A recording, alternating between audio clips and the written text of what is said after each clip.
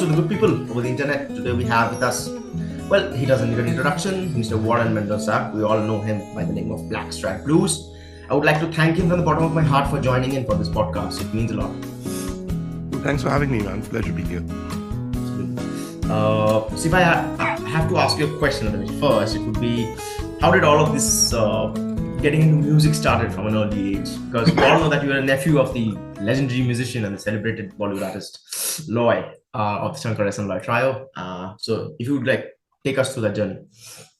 Yeah, well, I was born into a musical family. Loy, as you mentioned, is my dad's younger brother. So my dad himself is a musician, and his dad played the harmonica, and my dad plays the guitar and bass.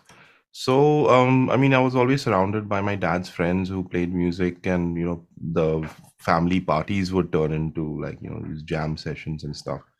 So it was pretty natural that I kind of got my hands on a guitar. And I think when I was around 5, my parents noticed that I was taking an interest in it, so they bought me a little guitar, and that's how I got started. Mm-hmm. Wow.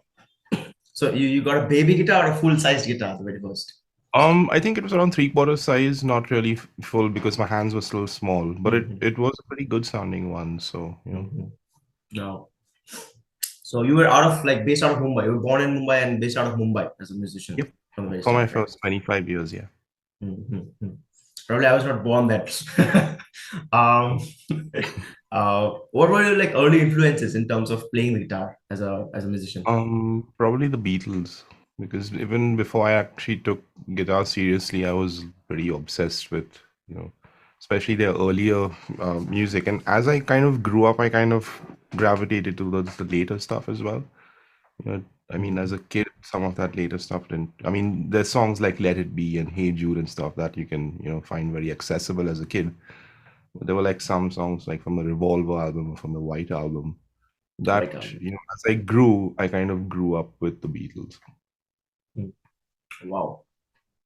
Oh, interesting. After what point of time did you think that, okay, this is kind of working out? I'm really interested in playing the guitar. I would want to do this for the rest of my life. This come, you really sat down with a pen and paper and wrote it down, or what went through your brain? No, I don't think that much. I just went with the flow. Wow. Wow. Interesting. In terms of playing such an interesting genre of blues and rock, how you got into that blues area? What did you hear the very first? Which player? Well, all the the Beatles stuff as well as all the classic rock stuff, you can hear the blues influence in it. It's very easy to hear where that came from. And I think over time I kind of started listening to B.B. King, and some of my dad and his friends would tell me, check out B.B. King, Muddy Waters, or whoever. So I was kind of like, there was no internet, so you kind of had to get information from wherever you could. And then I started buying these secondhand guitar magazines, and I would read interviews with my favorite guitar players if I could, like Jeff Beck or whoever, and you would find out who they were listening to, and trace back further, and then try and get your hands on, if some uncle was going to the States or to the UK or something, I would ask them to bring back some hard to find albums. So yeah, that's kind of, I mean, it was again a pretty natural process. I just was very curious about where did this music come from, and I still am till this day. Wow. So you had that kind of curiosity and the passion from the very start of I want to know this. Yeah, absolutely. Yeah. When did you start practicing? Okay, I'll do this. I'll do this for the thing. I'll just hone in when the lockdown techniques. started. When lockdown started, that's when I got the time to practice. So till then, I've just been playing music that I liked, and then I noticed, over time that okay, I need to work on this and everything. So then, when I finally had that clear-cut thing, that's when I started going and relearning all those, older albums and stuff, just learning to play it correctly. Were you self-taught from the start, or you had a teacher and then someone guided you? My dad showed me, all the open position chords. Taught me some bar chords, and then he showed me the basics of music theory, the major scale, and these are the chords you get from one scale and that. Mm. So that was kind of enough information to be dangerous. And then, luckily, I think I learned to rely on my ear more than Mm. anything. So if it didn't sound good to me, I wouldn't use it. If it sounded good to me, I would use it irrespective of whether it was theoretically right or wrong. The main thing was it needed to sound good to me. Wow. So after that, you just sat down and practiced and figured out things by yourself, by your ear, by listening to songs and taking them out. Yeah. Yeah. Mm. I mean, I knew enough theory to kind of dissect stuff and, take it apart to the point where I could understand what was going on theoretically. I mean, there's still sometimes like bits of like jazz harmony and stuff that I'm still learning about to this day. It's a never-ending process, you keep on learning new bits and, finally you'll find things that, you kind of know that you've heard it before, but you don't quite know how to explain it. And now, you can kind of explain it in theoretical terms. Mm. Yeah. Yeah. In terms of like, this is a clash I've seen musicians having. So somebody say that okay, music theory is important. It's a 50% of the entire diet, and doing practical stuff is 50% of the entire diet. In your eyes, how do you see music theory and playing the guitar balancing each other? Let me ask you a question. How important is grammar to you speaking to me right now? 50%. Yeah. I mean, you need to know the grammar to form grammatically correct sentences, but then you can use slang and stuff which is not really grammatically correct, but you'll still understand what I'm saying. If I say I ain't done nothing wrong, which is that's grammatically incorrect, but you know exactly what I mean. Hmm, hmm, hmm, hmm, So hmm. it's pretty much the same thing. Music is a language, and the theory is basically the grammar. So in order to speak it, you need to know it. But when we're speaking to each other, we don't really think about adverbs and nouns and pronouns. We're thinking about ideas and thoughts and communicating those ideas to one another. It's the same thing with music. Hmm. Exactly. What is the most common question you get asked all the time? What am I thinking when I'm playing guitar? And the answer is ideally nothing. What are you I mean, thinking while you're it's playing the it's guitar? as Wow. honest I can be, because the thing is, in order to actually like if you're talking about improvisation, to improvise freely, you need to kind of take yourself out of the equation and just let the ideas flow through you. Hmm, So hmm, you need to have practice enough for where you can pull those ideas out without you're kind of with practicing, you're shortening that latency where you hmm, think of an idea and then you're able to play it. hmm, hmm, Sometimes I'll think of some really cool stuff, but I'm not able to play it at that moment. So then I go back and practice that. I say, okay, where was that? Let me find it. Then once the fingers get used to it, you develop muscle memory and stuff like that. Then you can just hear stuff and you're able to pull it out because you've done the background work. hmm, hmm, hmm. Exactly. I actually heard this saying from one of my favorite guitar players, Guthrie Gowan, and he Mhm, said that the thing you're thinking inside your head and what your fingers are doing, there mhm. must be absolutely no gap. It's like spontaneous, like this, Yeah. within milliseconds. And if you think, Uh, that kind of puts a barrier into the process. hmm, hmm, hmm. Yeah. In that context, how important is that, like the ear for a musician to develop to having that kind of a skill in terms of improvising perfectly It fine? it would depend on the music that you're playing. Now, a classical musician generally would tend to be reading from the piece of paper. I'm sure they have great ears as well, just because they've put in the time and everything like that.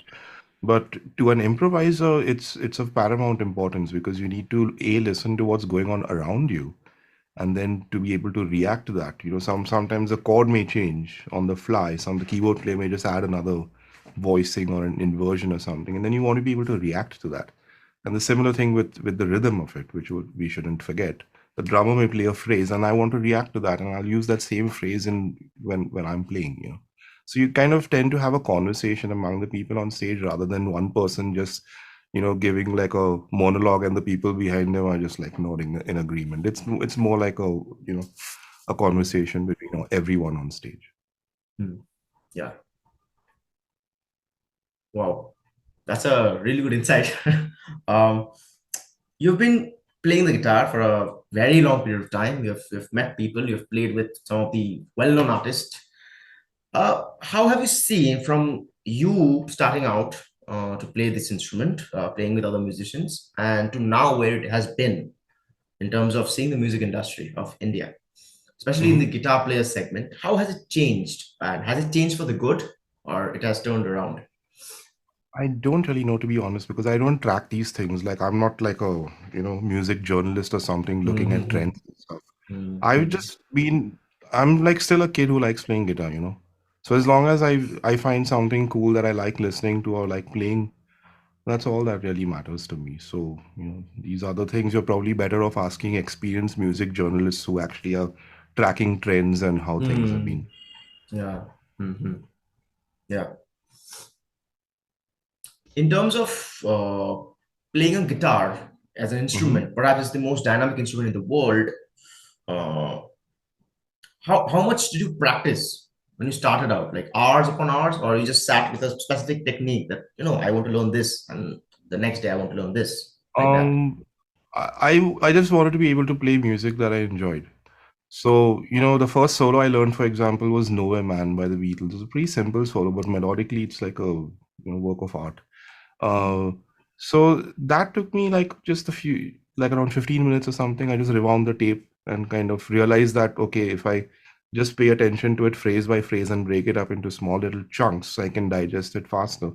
And then I just put the whole thing together. And then, around half an hour later, I was able to play along with the cassette. And I was like really proud of myself. I must have been like 8 or something like that.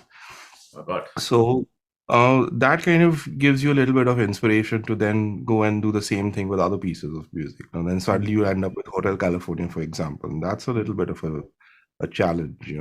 So Mm. those days there was no YouTube. If you're Ah. lucky, you got a Guitar World magazine which had the transcription, but sometimes it could be wrong. It could be someone else's Mm. interpretation. Unless the guitar player himself wrote the transcription, you couldn't be Mm. certain how accurate it was. So I kind of defaulted to doing the rewound thing on the cassette, and then I used to have this little. There was a screw inside. You could slow down the motor speed, so I used to do that sometimes. Just put that little screwdriver and slow it down, and try to break it down into again smaller little chunks. Ah. And then but then the thing is the key would change those days. So you would have to learn it in another key, And and then bring then it back. bring it back. So again, you learned like cool techniques like transposition and stuff like that. Mm. You weren't really, Mm. saying, okay, I learned it in this key, I can't play it in any other key. No, you're able to play it, anywhere. So if you're learning a song which is in the key of E, Yeah. and you have to, while you slow it down, it goes back to C. You have to again practice in C and bring it back Yep. to E. Yep. Pretty much. So triple The, the the hard work of funny, now. yeah, the funny thing is, there was finally a lesson from Don Felder showing you how to play the Hotel California solo the way he plays Mhm. it. I was like, okay, great, get it from the source directly. But now over the years, he plays it in A and not B minor. So I had to look into this. I was like, man, this is exactly like what I used to do. Learn it in slightly lower key and then move it up again. How did that feel at the moment? Like, what is this? I mean, I was happy I managed to finally get it down. So it was more out of curiosity, how do you actually play it correctly? Not like, I'm making a living playing Hotel California or anything like that, which is also cool. Nothing against that. But, it again, it was just out of curiosity. It was like, let me just check out how to actually play it. You kind of get a certain thrill out of it. And some of the Steely Dan stuff, for example, you're going and CD learning that. dance. Then you can actually use like little licks. I always do that. No, whatever you learn, I never learn the I never like aim to replicate the whole thing apart from Mm. making like a YouTube video or whatever. But little chunks of those solos can become part of your vocabulary. It's like reading a phrase in a novel, and then you learn how to use that phrase in everyday communication. Yeah. Wow. Exactly. Exactly. I've heard this from a lot of musicians. They say like, uh, they say like, don't learn a full song. Like if you learn it, it's okay to Mhm. play a lick otherwise in the either way because it becomes your own lick in terms of Exactly. And like also copying you an can exact solo. Yeah, and you can take those licks, for example, and displace them rhythmically. Just because it started Mm. on the one, you don't have to start on the one. You can start it Mm. anywhere. Mm. You You know, start on the third I and go learned, to the fifth and then I come learned back. that from a drummer. He's like, yeah, man, that's a cool lick, but just play it like a beat later. And then I was like, oh, it's way more cooler now. And you're like, yes. I learned Wow. something new. Mhm. This is an interesting little question. Back in your time, you didn't have internet to get the word out. Like, okay, I've Mhm. released a song, I want people to listen to it. How did Well, you? actually, no. At the time I started writing my own music, the internet was already a thing.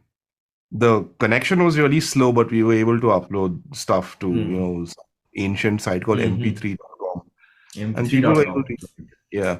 So late Oh, okay. 90s is when that happened. So I was kind of Mm. lucky. Like, I had an album called The Last Analog Generation, which you kind of were, but we were also Mm. the first digital generation because we were at that A cusp cusp point of. where Uh, the internet just started becoming accessible. Otherwise, before it, only very few people had it, hmm. now. And now, like, everyone has it on their phones. Exactly. And now we have thousands of different audio platforms, Spotify, Apple Music, everyone can upload that. And Yeah, especially in that kind of case, what I'm seeing is a lot of original music is coming out from a lot of musicians, like yeah. apart from covers, doing covers on YouTube. Apparently, there's Um, some ridiculous number like 30,000 new songs being added to Spotify every day. It's pretty ridiculous. lastly, I saw it was 70,000. Something like I'm like it's some ridiculous number. It's like you're never going to be able to listen to everything that's out there. Exactly, So you got to exactly. be, really picky, and luckily Mm, I know what I like. Otherwise, you mm. kind of have to rely on, some influencer to tell you, okay, listen to this or something like that. It's kind of Well, fun. this is a common People trend. make Yeah, people make playlists and stuff like that, which is cool. I don't really have any problems with how people discover or consume music these days. I just know what I like, Mhm. and since I'm a little old now, then I kind of tend to stick to things that I like, unless like someone I really respect, someone's will send me something and saying, check this out. Mm. Otherwise, my time is like these days that your currency is time. If you look Oh at it, my God. yeah. Yeah, If you ever see exactly. this movie called In Time, it's pretty interesting. It talks Mhm. about a stage where they've perfected the human body. So people are just pre-programmed with a certain amount of time on their clocks, which they have like embedded into their arm or something. And then when you run out of time, you die. But you Uh, earn time by working or whatever. And then people who are like, these super rich people have stockpiled like centuries and millenniums worth of, time, time. their clocks. Mm-hmm. They're not like, sharing it with anyone, which is kind of, Uh-huh. Yeah, how it exactly. is. Yeah. Wow. So kind of the film that I haven't watched the film yet, but what I think of by the words of yours, it kind of portrays the thing that money buys time. Yeah. If Mhm. you've got money, you've got, you can, because then the drudgery of, making a living and stuff like that, you don't spend that much time, then you're able to pursue like creative Mhm. pursuits or whatever. I Mhm. guess so. Mhm. Exactly. Exactly. Now, here's a greedy question for you. Mhm. uh, how do musicians deal with criticisms? Like, I'm damn sure you have had billions of critics coming along your way, Yeah. and still you have. Does someone deal with that, or how did you deal with that? Well, if it's from someone who makes music that I respect, I will definitely take that on board. And if it's a person who writes about music, then, well, if they know a lot, some of them are really, respected and worth listening to them. But you need to be a little bit, shall I say, cautious about who you take advice from in that sense. But I Mm-hmm. think deep down inside, you as an artist know if it's good or not, because I predominantly make music uh, as a creative release for myself. Like if I don't make it, it'll drive me nuts, in that sense. So which kind of explains like sporadic, sometimes there have been like 5 years between albums. It's just because I had nothing to say at that time. I was doing other stuff. I was working as a professional musician and that stuff. But then it builds up to a point where I was like, okay, I have to record this and put this out. And once you do, then you find other people also respond and react to that, which is amazing. You can say things in music that you can't express in words, and then other people get that. So again, it's down to a form of communication. As long as I'm able to communicate and that process is established, then I'm happy about that. Because for every person who doesn't like your music, you may find another person who does. And I mean, there are technical things which can be improved on, like the production and the sound of things, but it's down to basically how it makes you feel.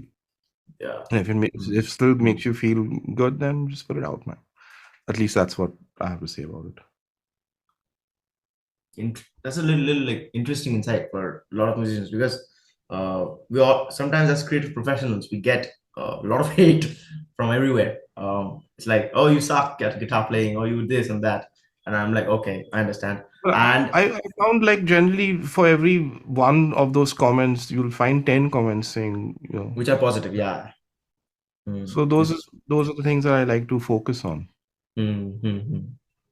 It's like your view should be on the things which are interesting enough. Yeah, I mean, you do get like people who can blow smoke up your ass. They'll just tell you things that are it's great and all, when it isn't really, and it needs some work. You have Hmm. people like that as well. Yeah. So then again, you have to be a little bit judicious about who you take Hmm. that advice or criticism or praise Hmm. from. Hmm. Whose opinion do you value? Hmm. Exactly. Interesting. If it's How some did you? random troll online, it's like water off a duck's back for me. Unless, they say something like really, maybe it's constructive criticism. Like maybe your bending is a little bit out of tune or something, which it Hmm. could be. Nobody's perfect, which is fine. Hmm. And sometimes it does happen. Like if you listen to even some of David Gilmour's solos, you'll find notes that are slightly, Yeah. out of tune, but it Slightly doesn't really sharp. matter. Yeah, sharp or flat or whatever, but it doesn't really matter. It's like overall the emotional impact of what you're listening to is, of paramount importance. Everything else is secondary. And I guess those mistakes kind of make you sound a bit more human than mechanical than robotic. It depends, man, because the thing is like Hmm. if you're like playing out of time or something, it can Piss someone suck. off. On the other hand, if everyone in the band is kind of playing a similar kind of lopsided time, that tends to work as well. So it's there's no hard and fast rules about it. You have to just look at everything on a case Hmm. by case basis. Yeah. So your solo project, Blackstratblues, how did this name came about? Because I love it, like Black Strat and then Blues. I Sounds mean, tasty enough. if you know what a strat is, then it should be Hmm. pretty self-explanatory. Mhm. Yes, exactly. A black, a Stratocaster, and a blues music, Yeah. and it defines. Yeah. So you thought Pretty about much. this name, sat down and thought about it. No, I had to kind of, those days we wouldn't really use our real names, like how now on Facebook everyone uses their real names. Mm-hmm. We used to have these little thing called handles or nicknames. Handles. Mm. Yeah. So I think I had to join a forum on ICQ, and one of the older usernames I was using was already taken, and I couldn't find the password, so I needed to find something new. So I was like, what do I think? Or just randomly, I was looking at my guitar, Blackstratblues. Okay, Oh, the cool. guitar was black in color. Yeah, I still Oh, play a black. oh, wow. Wow. And then it came up with Blackstrat Blues, and then that's how the entire company was born. Yeah, pretty much. Mhm. Interesting. Um, Probably the last question of the entire podcast Mhm. session. Um, Three advices to all guitar players and musicians out there. One is go to my YouTube channel. Then is a video called 10 Things I Wish I Knew When I Was Starting to Play Guitar. That'll be a good one to watch. Mhm. Uh, Two is practice stuff that you enjoy, that keeps you motivated. And three is whatever happens in your musical journey, just try to keep sight of the music that motivates you, so you can always return to that, that root or whatever that you got into it in the first place listening to. Mhm. You can always come back to that, and that kind of keeps you on Track. target. On You just focus on the music, and everything else is, I mean, you have to be able to take care of the bills and business and all that stuff. I'm not saying, but in terms of just musically, then focus on the music. Yeah. Well, what a great way to end for the audience. I'm saying who are listening to this. As I said, Warren sir doesn't need an introduction, but I'll leave everything from his YouTube to all the social media he has on the description. Please check them out. Hear all of the music, stream all of the music, and I would like to thank you, sir, for joining once again. It kind of Thank you, man. I My had a pleasure. pleasure talking to you. Thanks. Please keep making music, and I'm waiting for new music to come from you. Cheers. Thank you. Thank you so much. Thank you so much. Bye bye. Take care.